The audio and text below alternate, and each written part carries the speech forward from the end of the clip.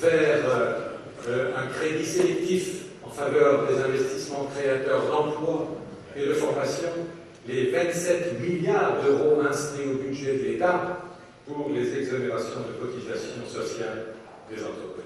Alors je dis, on propose des choses sur le plan régional, sur le plan national, et on le propose sur le plan européen. En même temps, il n'y a pas de parenthèse pour ça, notamment la réforme profonde de la Banque Centrale Européenne pour remettre en cause sa prétendue indépendance, c'est-à-dire son dévouement absolu au marché financier, et pour changer fondamentalement sa mission en faveur d'un crédit sélectif favorable aux investissements créateurs d'emplois et profondément défavorable au placement financier. Alors, la question qui se pose à ce stade est légitime, mais qui est dans toutes les têtes. C'est juste ce que vous dites. Mais est-ce qu'on peut se fixer vraiment ce type d'objectif? Est-ce qu'on peut réellement imposer des ruptures avec les règles actuelles? Est-ce que nos adversaires ne sont pas trop forts? Oui, ils sont forts. Ils sont très forts. Ils sont organisés. Ils sont déterminés. C'est pour ça d'ailleurs qu'il ne faut pas se contenter d'un discours vaguement de gauche. Il faut tout faire. Il faut se donner tous les moyens pour rassembler largement en France et en Europe autour d'objectifs réellement transformateurs pour obtenir le changement des rapports de force politiques. Et j'ajoute une chose. Nous n'avons pas le choix.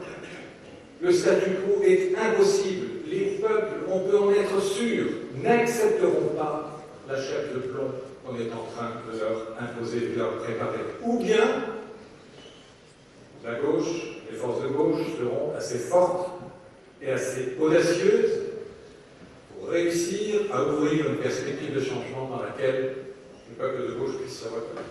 Ou bien, on n'y arrivera pas, ou on ne cherchera même pas à y arriver.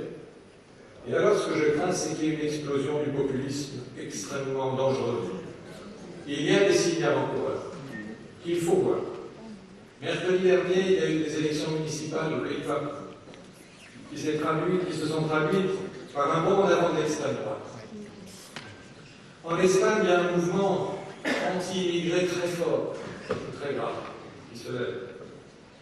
En Allemagne, la droite la plus dure lance un mouvement xénophobe contre les Grecs.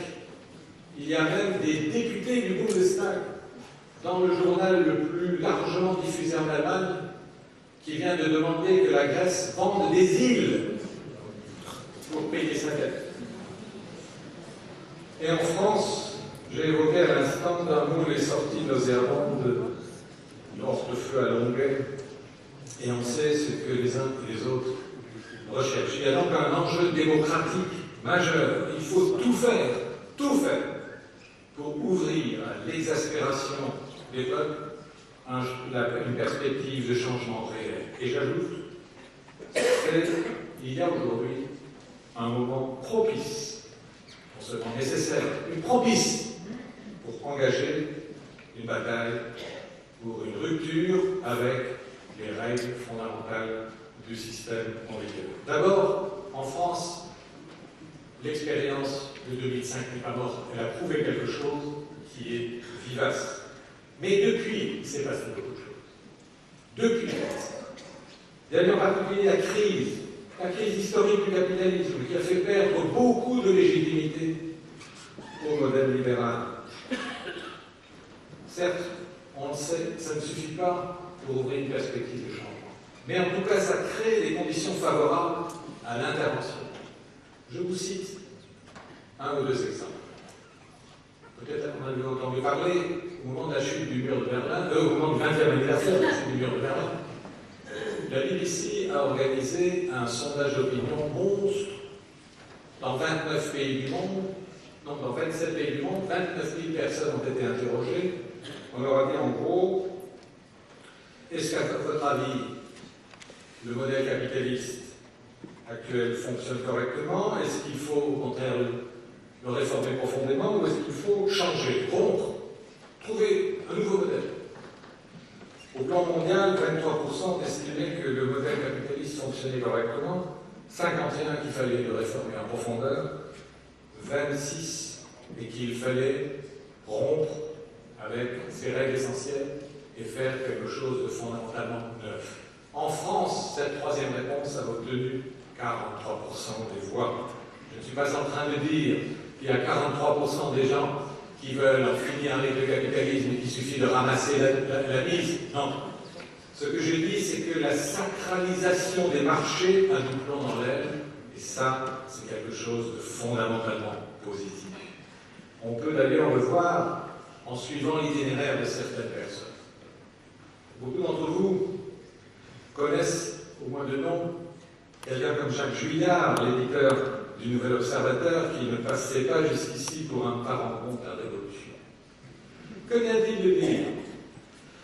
Je le cite: « Le nouveau capitalisme a choisi de ressusciter son pouvoir de classe dans sa nudité. Il a fait sauter le vernis de civilisation qui le recouvrait depuis la Deuxième Guerre mondiale. Il a retrouvé ses instincts prédateurs. » Eh bien, je pense que, pour qui connaît ce monsieur, c'est quelque chose d'assez incroyable qui montre que les choses ont bougé. Plus proche de nous, de nos opinions, de nos idées, de nos aspirations, il y a les luttes sociales dont parlait Gérard Basquiat. Il y a le fait que 5 confédérations syndicales ont appelé à la journée du 23 mars pour l'emploi, le pouvoir d'achat, les retraites. Il y a, on l'a vu dans toutes les régions, en tout cas je suis passé, on me l'a dit, il y a beaucoup de militants et de militantes des syndicats qui regardent le front de gauche avec sympathie. Il y a à côté même du mouvement syndical quelque chose de neuf que depuis quelques mois, que depuis un peu plus d'un an, que je trouve formidable. C'est ce qu'on appelle l'appel des appels, qui a été signé par près de 100 000 personnes, des médecins, des psychologues, des enseignants, des chercheurs, des magistrats, des philosophes, toutes les professions culturelles et des services publics qui défendent le savoir, le savoir-faire, leur mission, leur éthique professionnelle, qu'ils appellent l'insurrection des consciences, et cette rencontre des travailleurs, des intellectuels, pour aller vite, c'est quelque chose de fondamental pour réussir à relever le défi qui est devant nous. Or, l'animateur de cet appel des appels, évidemment personnel, Roland Gori, a déclaré « C'est au front de gauche que j'ai trouvé la plus grande écoute ». Je pense que ce qu'on remarque en France, toutes choses égales, dans des conditions différentes, on le remarque ailleurs. Dans toute l'Europe, la colère gronde. Il y a aujourd'hui une grève générale en Grèce. Il y avait il y a quelques jours une mobilisation impressionnante en Espagne et au Portugal. Les Islandais, comme vous savez, ont décidé massivement par référendum de ne pas rembourser à la Grande-Bretagne et aux Pays-Bas les pertes subies dans le naufrage de la plus grande banque du pays. Même à la Banque Centrale Européenne, pour la première fois de son histoire, il y a eu une grève puissante. Alors, je pense que les pouvoirs en place sont face à ces exigences qui montent à court d'arguments et pour cause. Comment justifier que ce serait au peuple de payer de façon durable les frasques des spéculateurs et le fiasco d'un système dans lequel précisément beaucoup de gens ne se reconnaissent plus? Alors, amis et camarades, pendant les 3 jours qui restent, engageons ou poursuivons le dialogue autour de nous de la même façon que nous avons su le faire dans nos précédentes batailles communes, c'est-à-dire en faisant appel à l'intelligence, à la réflexion, à la dignité de nos concitoyennes et de nos concitoyens, et je suis convaincu que nous marquerons de nouveaux points. Alors, un succès à la liste conduite par Michel Jean, un succès au fond de gauche.